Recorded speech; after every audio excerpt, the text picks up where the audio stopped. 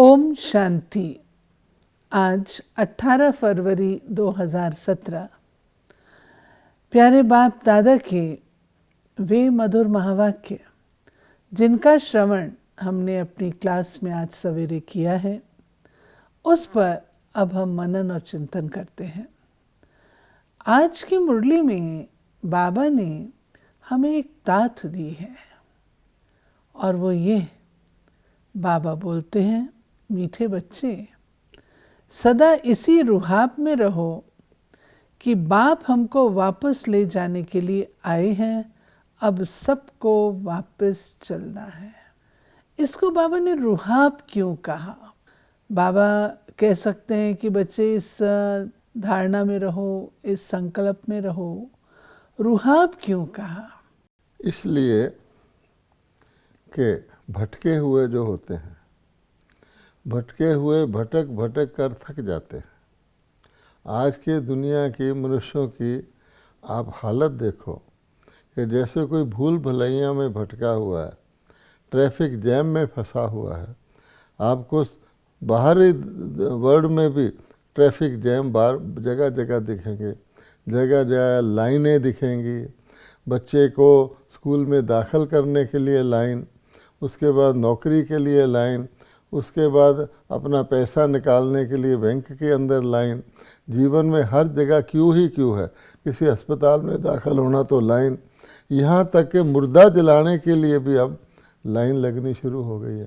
तो ऐसी भटकी हुई दुनिया को, और उसमें संसारिक तरीके से भी जो चल रहे हैं, वो ऊंचे से ऊंचा पद प्राप्त करने के बाद भी हैरान है कि हमारा चिंता, हमारा भय और तनाव तो गया ही नहीं, और ही बढ़ गया है। जितना बड़े कहाना उतने कांटों के सैया पर बैठना। और जो आध्यात्मिक रास्ते पे चल रहे हैं, चाहे वो भगत हों, चाहे सन्यासी हों, चाहे शास्त्रवादी हों, वो भी भटक रहे हैं, भटक रहे हैं, भटक रहे हैं।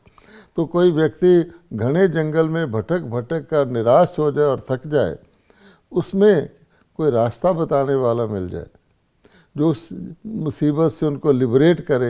हे भगवान मुक्त करो, हे भगवान सदगति करो, हे भगवान रास्ता दिखाओ, हे भगवान उस पार ले चलो। वो ज्ञान जिसको मिल जाएगा तो वो क्या हो जाएगा, जैसे वो सबका गुरु हो जाएगा, अर्थात मास्टर गुरु हो जाएगा। बाबा ने कहा है कि तुमको ये पता है कि परमात्मा आए हैं तुम सबको वापस ले जाने, ये सिर्फ हमें ही पता है। लोग भटक रहे हैं तो हम एक तो भटकने से बच गए और ख़ुद भी जाने की तैयारी कर रहे हैं जो क्वालिफ़िकेशन है, और दूसरों को भी कराने का केवल हमारे पास वीसा है या पासपोर्ट है या कहीं रास्ता दिखाने की मोनोपोली है। तो इसका रुहाब नहीं होगा। आज की मुरली में 2 प्रश्न हैं। पहला है, तुम बच्चे इस समय सबसे बड़े ते बड़ा पुण्य कौन सा करते हो? अपना सब कुछ बाबा के आगे समर्पण कर देना, यह है बहुत बड़ा पुण्य। सरेंडर कर पूरा श्रीमत पर चलने से बहुत ऊंच पद मिल जाता है। अब देखिए, पुण्य पुण्य कर्म सबसे अच्छा कर्म गिनाता है। अब पुण्य का फल मिलता है। लोग पुण्य क्यों करते हैं? उसका फल मिले। मान लीजिए लोग दान करते हैं तो कुछ अंदर से फल मिलने का रहता है ना, कि अच्छा कर्म मेरे खाते में जमा हो गया। तो फिर गुप्त दान करते हैं कि मैं किसी को पता भी ना लगे मैंने दान किया, इसलिए कि उसका और भी अच्छा फल मिलेगा। तो दुनिया में जो पुण्य कर रहे हैं, मान लो कोई हॉस्पिटल बनवाता है, कोई स्कूल बनवाता है, इसी तरह का पुण्य करते हैं। कोई मंदिर बनवा देता है, गरीबों को रोटी खिला देता है, अनाथ आश्रम में कुछ कर देता है, उसका कितना फल मिलता है और कितने जन्म के लिए मिलता है। बाबा ने बताया हुआ है कि जो स्कूल कॉलेज खोलता है उसको अच्छी बुद्धि मिलेगी अगले जन्म में, जो हॉस्पिटल खोलता है उसको अच्छा स्वास्थ्य मिलेगा, जो और प्रकार के कार्य करते हैं उसी अनुसार कोई अच्छा अमीर के घर पैदा हो जाएगा। लेकिन वो एक जन्म के लिए है। और ये जो तुम साधारण आत्माएं अपनी अपनी हस्ती के अनुसार, अपनी अपनी एपेबिलिटी के अनुसार आप परमात्मा को कुछ भी परमात्मा के कार्य में सरेंडर करते हो, देते हो।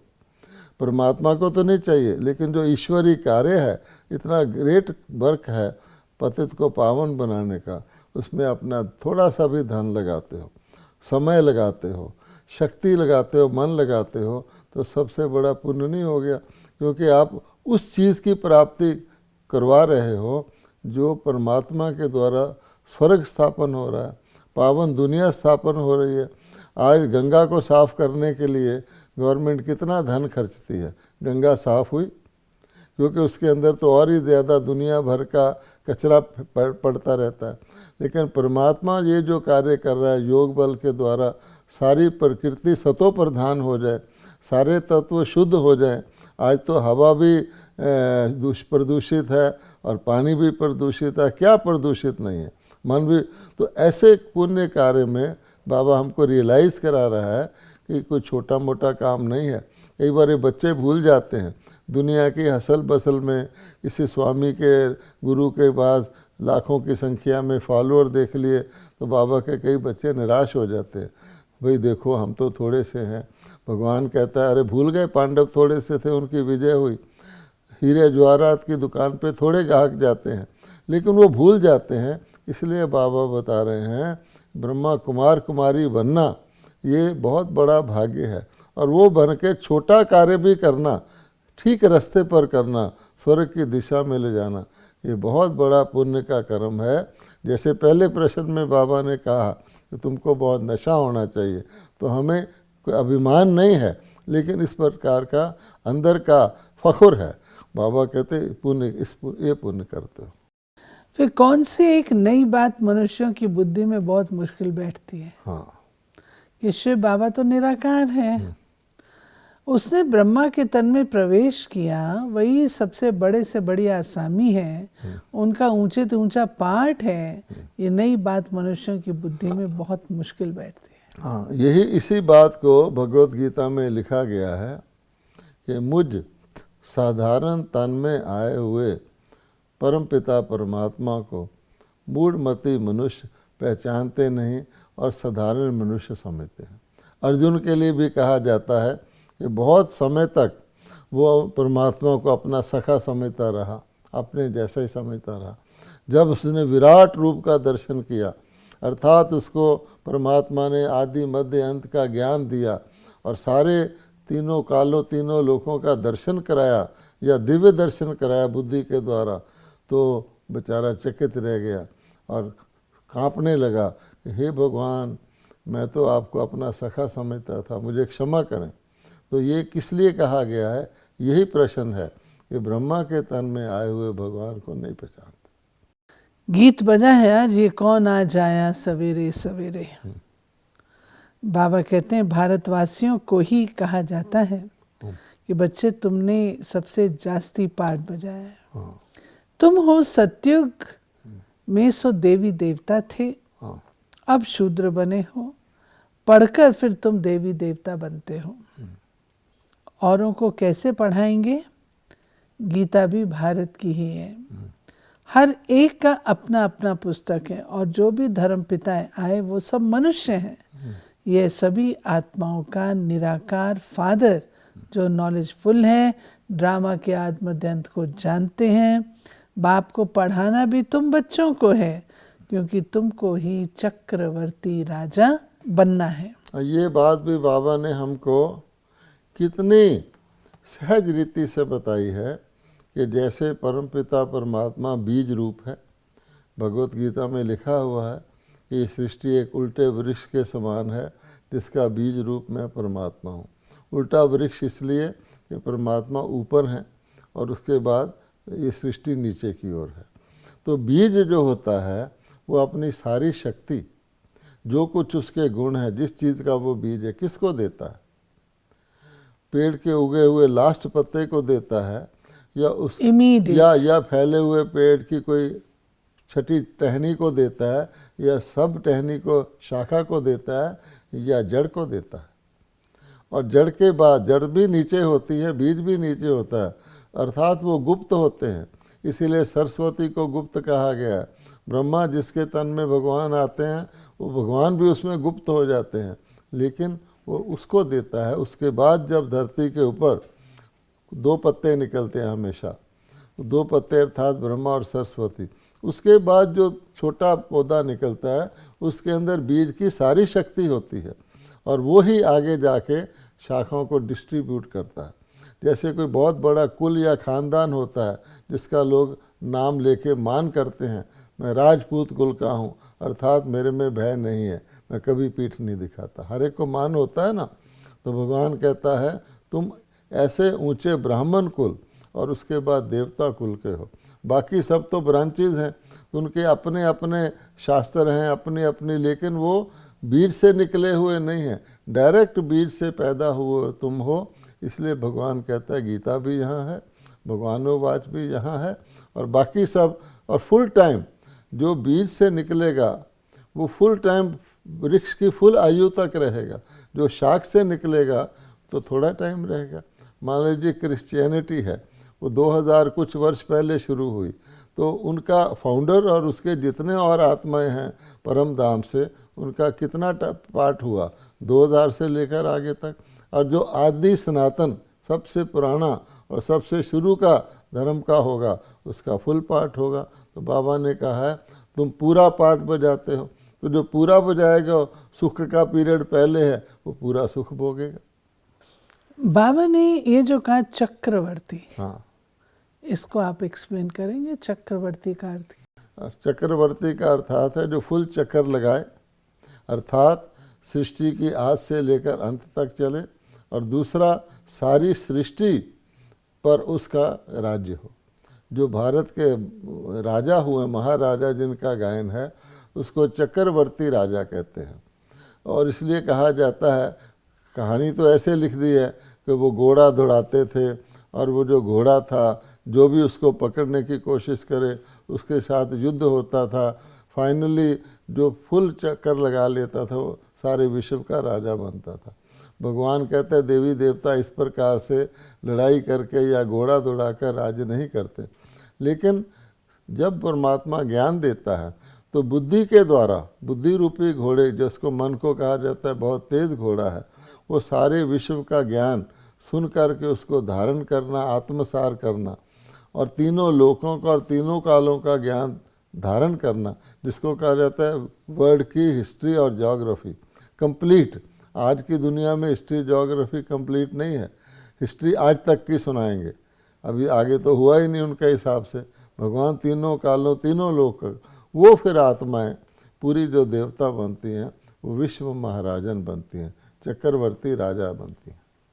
और इसके लिए बाबा कहते हैं मैं तुमको सिखाता हूँ राजयोग, हाँ, जिसे कहा जाता है सहज राजयोग, यानी परमात्मा के साथ योग लगा के राजा बनना। भगवान कहते हैं पहले योग लगा के तुम स्वराज्य अधिकारी बनते हो, अर्थात अपनी इंद्रियों के राजा बनते हो, अपने मत बुद्धि संस्कार को अपने अधीन करते हो, उनको अपने ऑर्डर से चलाते हो, जिसको लॉ एंड ऑर्डर कहते हैं। तो वो मर्यादा युक्त चलाते हो, श्रेष्ठ चलाते हो। तो जो आत्मा इसमें सबसे श्रेष्ठ करती है, अपने जीवन को कंट्रोल करती है, अपनी बुद्धि को, मन को कंट्रोल करती है, कहा जाता है मन जीते जगत जीत। तो उन आत्माओं में पढ़ने वाली में सर्वश्रेष्ठ वो विश्व के महाराजा महारानी बनते हैं, बाकी नंबर वाइज वहाँ पर पदाधिकारी बनते हैं। बाबा कहते हैं कि तुम बच्चों को शिव बाबा का बहुत रिगार्ड रखना चाहिए, नेचुरली टीचर का, क्योंकि जो ही हम कॉमन बने, अभी स्मृति में आए कि ये तो हमारे को पढ़ाने वाला ब्रह्मा बाबा शरीरधारी है, या बड़ी दादियाँ बहनें हैं ये तो हमारी तरह शरीरधारी हैं, ये भूल गए कि अलौकिक में परलौकिक परम पिता है, और अलौकिक भाई बहन भी उस परलौकिक परम पिता का ही ज्ञान सुना रहे हैं, तो रिगार्ड रहेगा। साधारण मानेंगे तो फौरन डिसरिगार्ड कर देंगे। बाबा ने इसमें ये बात कही है कि संगठन में तुम जब बैठते हो तो याद अच्छी रहती है, इधर उधर जाते हो तो वो याद रहना मुश्किल है। घड़ी घड़ी अपने को देही अभिमानी समझो, तब आपको याद कर सकेंगे। संगठन का बाबा ने महत्व बताया, क्योंकि संगठन में सभी एक ही एम एंड ऑब्जेक्ट से बैठते हैं और सभी उसी कार्य में लगे हुए हैं, सभी याद की यात्रा में लगे हुए हैं। तो याद की यात्रा करने वालों को देखकर व्यक्ति स्वयं भी स्वाभाविक स्मृति में रहता है। जैसे लकड़ियाँ इकट्ठी जल रही हों तो एक लकड़ी कम भी जल रही हो तो बाकियों को देखकर साथ आग पकड़ लेती है, और उसी जलती हुई लकड़ी को आप अलग कर दें, उसको हवा लग के बुझ जाए तो उसको बहुत ज़्यादा ध्यान रखना पड़ता है कि वो जलती रहे। तो संगठन का तो बल होता ही है।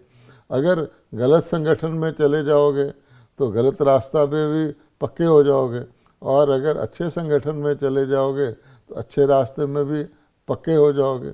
इसलिए कहा जाता है जैसा संग वैसा रंग।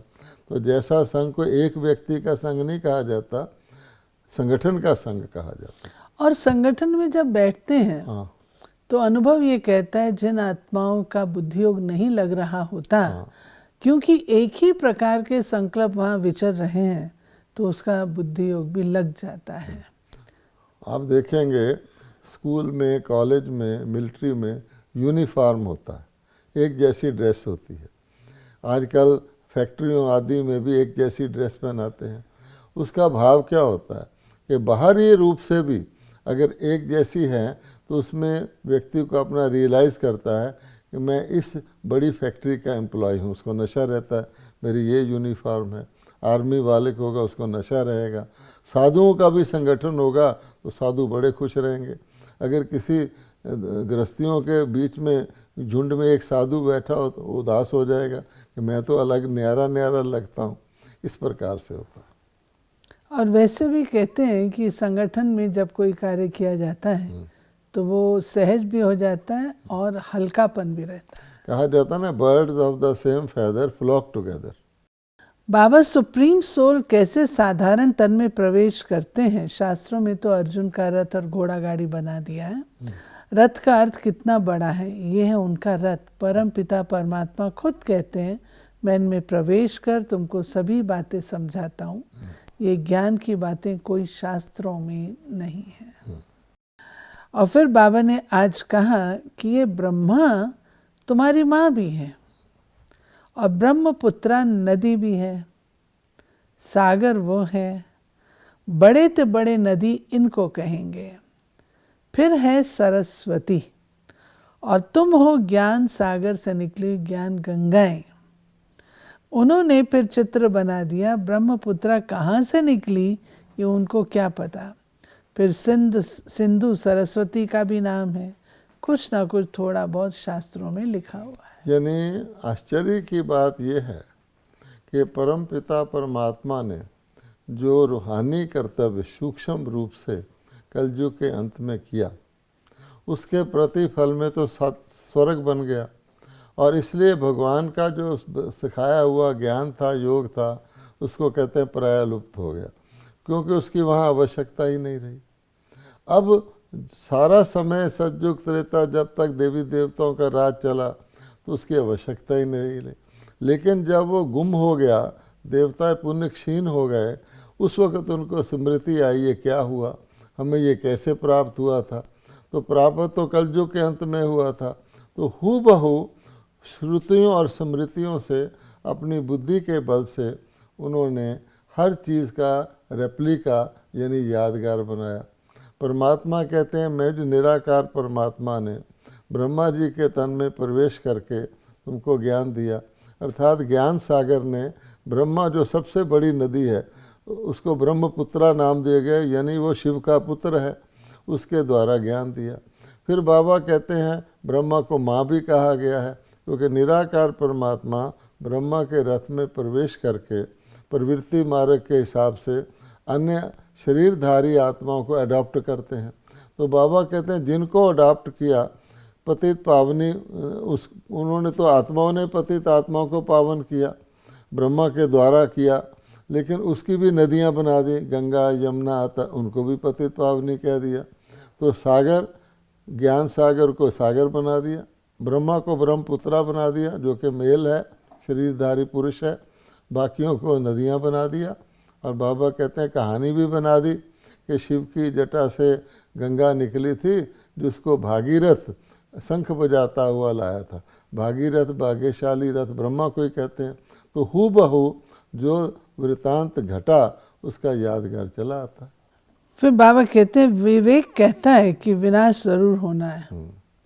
अब तो बहुत मनुष्य हो गए हैं, विनाश की खूब तैयारियां भी हो रही हैं, ये भी तुम जानते हो। बाकी और भल कहते हैं विनाश होगा, परंतु उसके बाद क्या होगा ये नहीं जानते हैं। तो बाबा कहते हैं, जो शुरू में बाबा ने कहा कि तुमको बहुत फ़ख्र होना चाहिए, तो हमें ये भी पता है कि विनाश होगा, उसके बाद क्या होगा, सब आत्माएं वापस जाएंगी, और उसके बाद क्या होगा कि उसमें से श्रेष्ठ आत्माएं सतयुग में आएंगी, ये तो हमें ही पता है।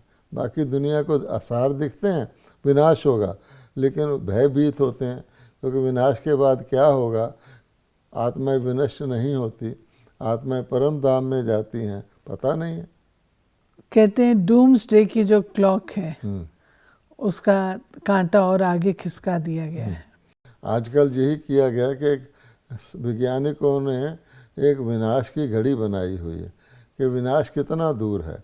तो अब प्रेजेंटली उस घड़ी की सुई सबसे नज़दीक कर दी गई है कि विनाश बहुत नज़दीक है, क्योंकि आसार विनाश के बढ़ते जा रहे हैं, क्लाइमेट चेंज होता जा रहा है, ग्लोबल वार्मिंग होती जा रही है, सारे सीज़न बदल गए, क्रॉप्स पर असर है, हर चीज़ पर असर है, और साथ साथ विनाश की तैयारी गुप्त रूप में जो परमाणु शस्त्र हैं उनके डिलीवरी सिस्टम्स को बहुत इम्प्रूव किया जा रहा है, उससे किसी का बचाव ही ना हो, तो सारा तैयारी विनाश की तरफ है। पानी हवा सब प्रदूषित होते जा रहे हैं, डेंजरस लेवल तक होते जा रहे हैं, साउंड लेवल भी जो है नॉइज़ की वो भी बहुत खतरे की घंटी बजा रही है। हम बच्चे विनाश को नहीं देखते, लेकिन विनाश के बाद जो आने वाला समय है हम लोग उसे देखते हैं। हम तो उसी की तैयारी कर रहे हैं, क्योंकि एक तो हम आत्मा मानते हैं, शरीर तो वैसे भी मृत्यु हो जाती है, तो हम लोग समझते हैं ब्रह्मा कुमारी विनाश का भय दिलवाती है कि मर जाएंगे हम। बाबा कहता है ये तो हमें पता ही है कि किसी न किसी कारण से ये शरीर तो छूटेगा ही, तो लेकिन हमारी आत्मा का तो विनाश नहीं होता ना, तो आत्मा अभिमानी बनाकर हम आने वाले भविष्य के संस्कार आत्मा में भर रहे हैं। आज की मुरली में बाबा ने कहा कि गवर्नमेंट सर्वेंट्स 8 घंटा सर्विस करते हैं, तो तुमको भी 8 घंटा याद में रहना है, तब कहेंगे कि भाई फुल गवर्नमेंट सर्विस पर है, शिव बाबा की service, on godly service only. भगवान कहता है कि दुनिया के लोग भी अपना गृहस्थ व्यवहार चलाते हुए सरकार की नौकरी 8 घंटा करते हैं। बाबा कहते हैं यहाँ तुम सर्वेंट तो नहीं हो, लेकिन गॉडली सर्विस पर हो, यानी अर्थात खुद में ज्ञान धारण करना, अन्य आत्माओं को ज्ञान सुनाना, ये तुम्हारा एक ईश्वरी धंधा है, ईश्वरी सेवा है, इसमें कम से कम 8 घंटा रोज लगाओ। और बाबा कहते हैं तुम बच्चों का भय अब मरने से निकल गया है, मरने से कब हिचकना नहीं है, देही अभिमानी बनना है। देही अभिमानी सर्विस अच्छी कर सकेंगे, इसमें ज्ञानी तो आत्मा चाहिए, ध्यानी की सर्विस नहीं है, ज्ञानी चाहिए, और बाबा को ज्ञानी तो आत्मा ही प्रिय लगती है। ये गीता में भी लिखा हुआ कि ज्ञानी तो आत्मा मुझे प्रिय है, अति प्रिय है। और ये भी कहा गया कि मेरा ज्ञान पात्र को दो, जो इस ज्ञान के लिए तरसता हो, जो इस ज्ञान के लिए अधिकारी हो, उसी का ज्ञान सुनाओ। लेकिन जैसे भैंस के आगे बीन बजाने का कोई फ़ायदा नहीं है, किसी को बंदर को रत्नों की कदर नहीं है, उसको तो चने चाहिए, तो ज्ञान इतना ऊंचा ज्ञान है तो पात्र को दो। फिर वरदान है आज, सर्व खजानों को बांटते और बढ़ाते सदा भरपूर रहने वाले बालक सो मालिक भाव। खजाना सबको एक जैसा मिला है, लेकिन यदि कोई भरपूर नहीं है तो उसका कारण है खजाने को संभालना व बढ़ाना नहीं आता है। बढ़ाने का तरीका बांटना, संभालने का तरीका है खजाने को बार बार चेक करना, अटेंशन और चेकिंग। ये दोनों पहरे वाले ठीक हों तो खजाना सदा सेफ रहेगा। सेफ, जैसे आजकल दुनिया में पैसे के लिए सेफ रखते हैं, वैल्यूएबल चीज़ सेफ में रखते हैं, वो तो स्थूल सेफ बनाते हैं, स्टील का बनाते हैं आदि। बाबा कहता है कि ये सेफ, ये इसको बांटोगे तो बढ़ेगा, और ध्यान रखोगे, चेक करते रहोगे, तो ये कम से कम सेफ रहेगा। जैसे लोग भी कितना भी सेफ में अपना वैल्यू पर रखा हो, बीच बीच में खोल कर देखते रहते हैं कि पड़ा है, तो चेकिंग करते हैं, नहीं तो लूट चोरी हो सकती है। स्लोगन है, हर कर्म अधिकारीपन के निश्चय और नशे से करो तो मेहनत नहीं करनी पड़ेगी। अथॉरिटी से करोगे तो अधीन आप ही सेवा करेगा। ये अगर अथॉरिटी से नहीं करोगे तो फिर आपको मेहनत करनी पड़ेगी। ये थी बाबा की आज 18/2/17 की मुरली। मुरली में बाबा ने हमें एहसास कराया कि आप गॉडली सर्विस पर हो और 8 घंटे तक अपनी याद की यात्रा के चार्ट को लेकर के जाना है। थोड़ा थोड़ा थोड़ा थोड़ा भी बढ़ाते रहेंगे तो उस लक्ष्य को हम अवश्य प्राप्त कर सकते हैं। ओम शांति।